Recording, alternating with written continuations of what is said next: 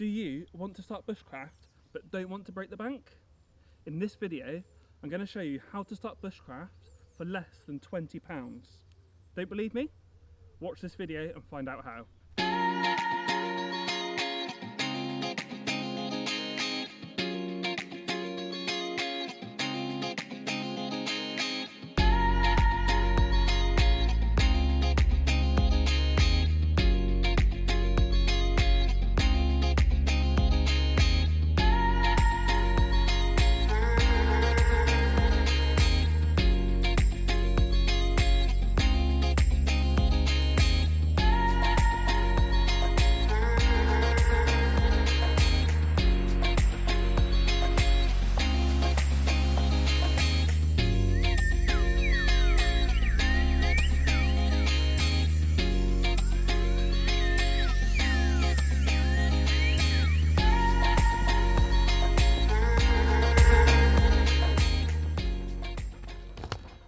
Hi guys, and welcome to another episode of Tenderfoot Bushcraft. Thanks for joining. Today I'm going to be launching a new set of videos which is all about how to start bushcraft, coming from me, a beginner bushcrafter. I'm going to be covering all sorts of topics, from what sort of gear you actually need to start, whereabouts you can practice bushcraft, how to use tools safely, your first night on your own. So I'm going to be covering all sorts of topics, and it's just things I've picked up myself as I've been going along that I thought might be valuable to share to anyone else who's starting their journey now. So let's start our first video, which is all about the gear I carry and what gear you really need to start bushcraft on a budget. So let's get to it. Now, when you start any hobby, it's really easy to just go in guns blazing, not think about what items you really need to get started. And if you're like me, it's really easy just to end up wasting money.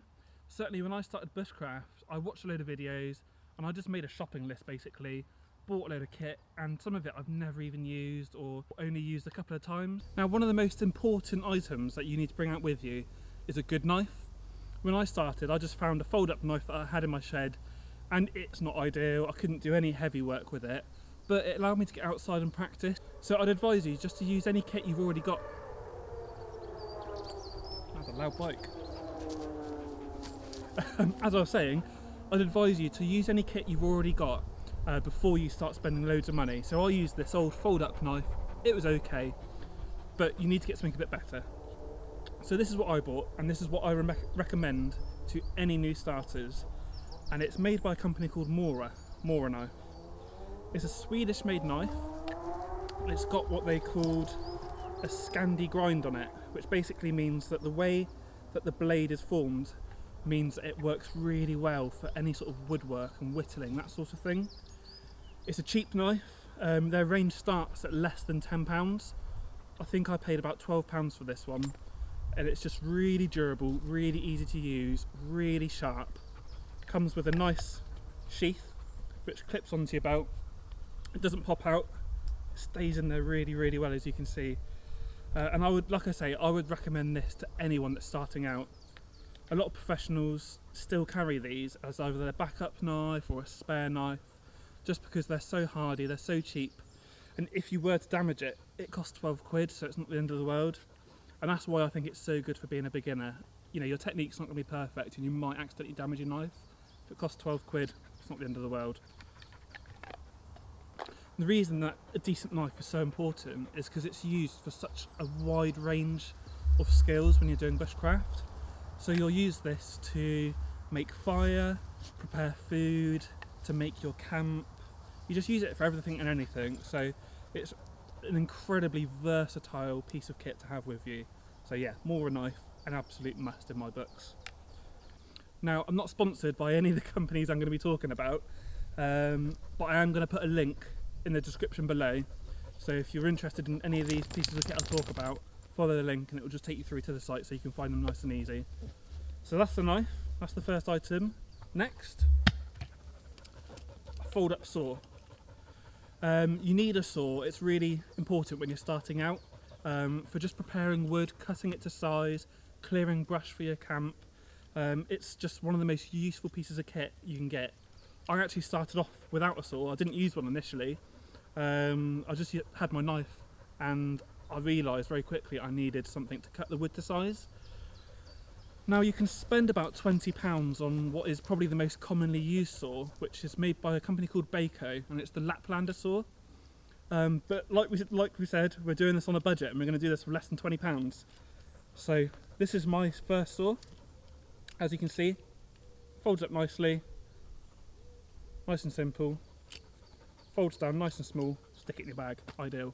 You could obviously use a saw you already own when you're starting out, but they tend to be quite large. They're not always made for use on trees. They're normally made for sort of doing rough cuts on timber, you know, for construction, that sort of thing. So these are really, really handy to have. And I picked this up for £5 from, I think it was B&Q, but I've seen them at places like Asda, DIY shops, garden shops. Just pick yourself up a cheap fold-up saw. Absolutely ideal. Oh, bless me. Hay fever, not coronavirus, it's okay. So we've got our saw, which we can use to cut wood down to size and clear brush, make room for our camp. We've got our knife, which we can use to do intricate work. We can prepare firewood. We can make items to make our stay in the woods much more comfortable. And now we need fire.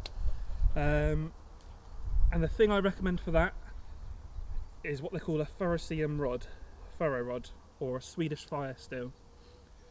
All it is a tube of metal which is made out of, I think, magnesium, and when you rub a piece of rough metal along it, it creates sparks. These sparks burn at around 3000 degrees centigrade, so that makes it really useful for igniting your source of fire. Obviously you can use matches or a lighter when you start off, and I would actually recommend bringing a decent lighter with you when you first start off, because it just gives you that peace of mind of knowing that if I can't get my fire going with this, I've always got a lighter, so I can always get that fire going somehow. And then as you get better with the Swedish fire steel, you can stop bringing your lighter, you stop bringing your matches and just focus on using this. You can pick these up for next to nothing. In some camping shops I've seen them for about £2, but they tend to be quite small. And that's what I started off with, but I did find it quite difficult and decided to go for one which is slightly longer, slightly thicker. And it just makes it a bit easier to get that technique when you're first starting off. I got this off of Amazon, I think it was about £6. Again, I'll whack a link down there below so you can have a look yourself. But I thoroughly recommend a decent fire steel, absolutely ideal. Okay, so there we go. For less than £20, we've got our 3 key items. We've got our knife, our saw and our fire steel. With these three items, you should be able to complete 90% of the tasks you'll need to do whilst you're out in the woods doing your bushcraft. You can get all the wood you need to make a fire. You can create tent pegs, you can create cook stands. You can do anything with these 3. These are the 3 main items you're going to need. And to be honest, the whole premise of bushcraft really is not using loads and loads of gear. It's using the resources that are already out there to make your life comfortable. That's the whole point in bushcraft. So with these 3 items you'll be able to do that. So that's less than £20, and you can get out there, you can spend an afternoon or an evening just practicing your skills. Okay, so we're spending the night in the woods, we need a shelter. Obviously you could just build your own shelter using the tools we've already talked about, and that is a great thing to do, but as a beginner, probably not the best idea. So what I would recommend is a decent tarp. This is obviously a bushcraft specific tarp, but at the end of the day it is just a tarpaulin with multiple tie off points, which is very lightweight, more lightweight than the ones that you normally have in the back of your shed or in the boot of your car. In terms of how much they cost and what brands are out there, there's a company called DD Tarps, and they make very, very high quality, very good tarps, which are really reasonably priced actually. They're normally about £40 for a 3 metre by 3 metre tarp, which is the size that I would recommend. But I went cheap, obviously we're doing this cheap, so I bought this one, which I have no idea what brand that is. Ayer. But I'll link this one on Amazon, or one like it. I'm not sure if this one's still for sale or not, but I'll have a look. But I paid about £18, I believe. It was less than £20 for this. And in my opinion, this is the most versatile shelter that you could have.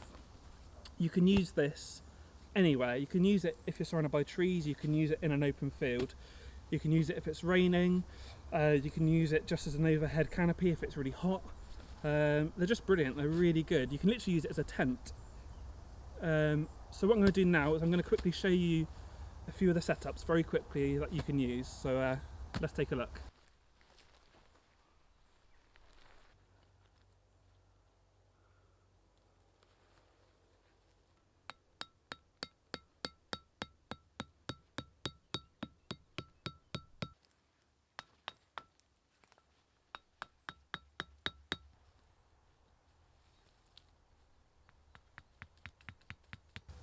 Okay, there we go. That's the first shelter. It's called the Plow Shelter because it looks like a plough, and it's definitely my favourite. As you saw, it's really quick to go up. 3 pegs, a bit of paracord, job done. I mean, I could make it a bit better. I could paracord out these sides, make a bit more space inside, be a bit more secure, but as a simple shelter, that's absolutely ideal. I'll quickly show you inside and then I'll show you another one. Okay, here we go, we're inside. I'm not sure how easily you can see it in here, but there is a ton of room. I can fit my roll mat in here, I can fit my bag in here, I can fit my dog in here. I can even have a little fire in the entrance here, so if it was cold, I could stay in the sheltered weather, have a fire, it would keep me warm. As long as I keep it small, it's not going to damage my tarp. Absolutely love this shelter. So simple, but so effective. Okay, so this one here is the A-frame, because it's shaped like an A. It's a really good one for poor weather. If you knew it was going to get really heavy rain and heavy winds, this is a pretty decent one because you're fairly well covered. It's not one of my favourites.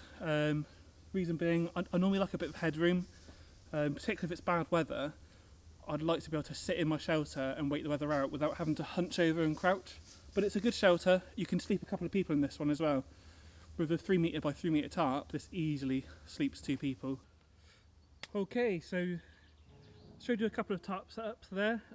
If you want to see any more, I mean there are literally thousands. If you want to see any more, stick some comments below and I'll do a video dedicated to all the different tarp setups.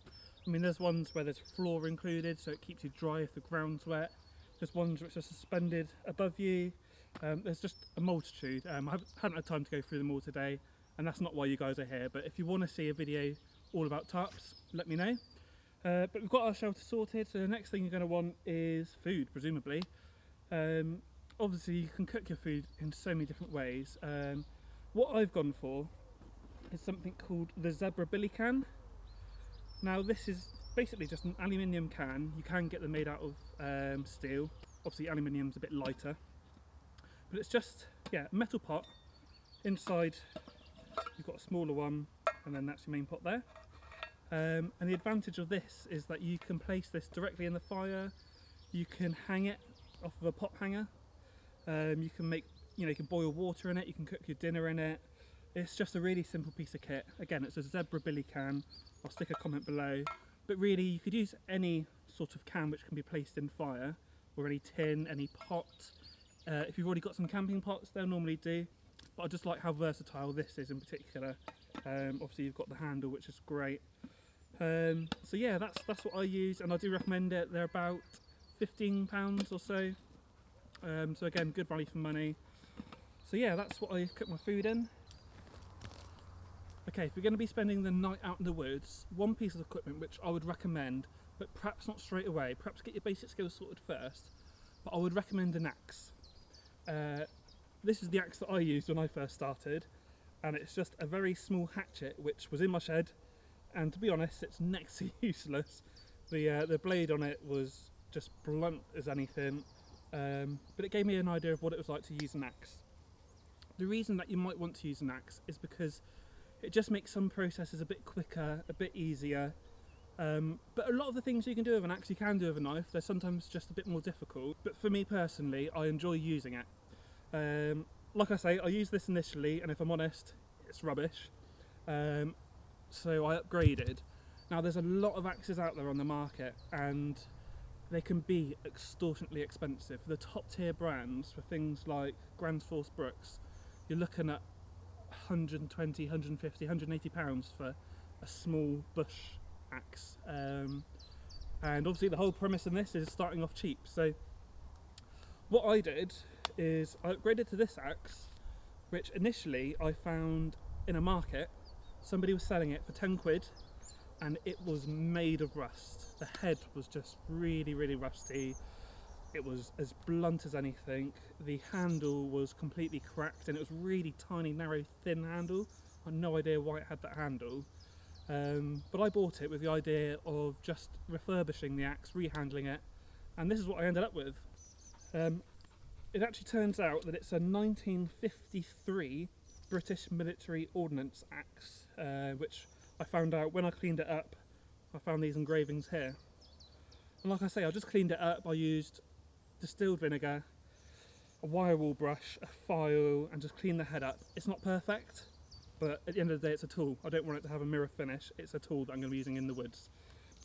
I bought a handle for 3 quid from eBay. First time I've ever done anything like this, but I managed to fit the handle on there. And there we go, done. I made this sheath and this collar here out of some leather, and all in all this cost me about £30 for everything, and it's a really decent hard wearing axe. So you can go this route, you can buy a new one, just do what suits you. But like I say, you don't need an axe to start with. Start off with your knife and your saw and see how you get on. Okay, and the final piece of kit which I would recommend, and I think this is a must really, is a decent first aid kit like this. This is a relatively large one, but you want something which is suitable for what you're doing. So the most likely injury that you're going to get out here is obviously going to be a laceration or a cut. There goes the train, or you know, an injury with an axe. Obviously, with a sharp knife, you can get a serious injury, particularly if you're sat down and working in between your legs. If you catch one of the arteries running through here, you know, you've had it basically. With an axe, if you swing and miss your target and you hit your leg, that's a pretty serious injury. So make sure you've got a decent first aid kit. In mine I've got plasters, bandages, I've got a tourniquet, I've got paracetamol, I've got eye drops, I've got all sorts in there. It just means if I'm out here on my own and I sustain an injury, if it's a serious injury, I should be able to patch myself up enough to go and get help. And obviously if I've got a headache or if I've got just a small cut or anything like that, this will keep me going. So that's all the kit I would recommend. Obviously I've assumed that if you're into bushcraft, you're outdoorsy, so you've probably got waterproofs, a roll mat, a sleeping bag, that sort of thing. If not, get on Amazon, get on eBay, get on a second-hand site and find a cheap roll mat, cheap sleeping bag, just to get you started. You don't want to be spending loads of money on those things. But search your loft, search your garage, search your shed, just use whatever you've already got. Don't go spending loads of money when you start off on bushcraft. I mean, I didn't have a suitable day bag, so I just went on one of the army surplus websites and found this. It's a Czechoslovakian M60 backpack, whatever that means. It was 4 quid, and it's tatty and it's old, but it saves me bringing my big backpack when I'm just going out for the day like I am today. So when you're starting, you know, you want to be saving money wherever you can with things like this. You don't want to be flashing your cash, spending big money and getting into bushcraft only to discover it's not for you. So I hope you guys have all enjoyed that. Hopefully it will give some people an idea of what they need to start, and it will encourage some of you just to get out here, you know, especially in this day and age, just to be able to spend an afternoon out in this, you know, this lovely weather we're having at the minute. It's just great. So just do it. Buy the cheapest gear you can, get out here, enjoy yourself, have fun. So thank you guys so much for watching. It genuinely means so much to me. The support you guys are giving me is just incredible. So if you've enjoyed this video, give it a thumbs up, smash that subscribe button, leave me some comments, and I'll see you guys again on the next video. Take care.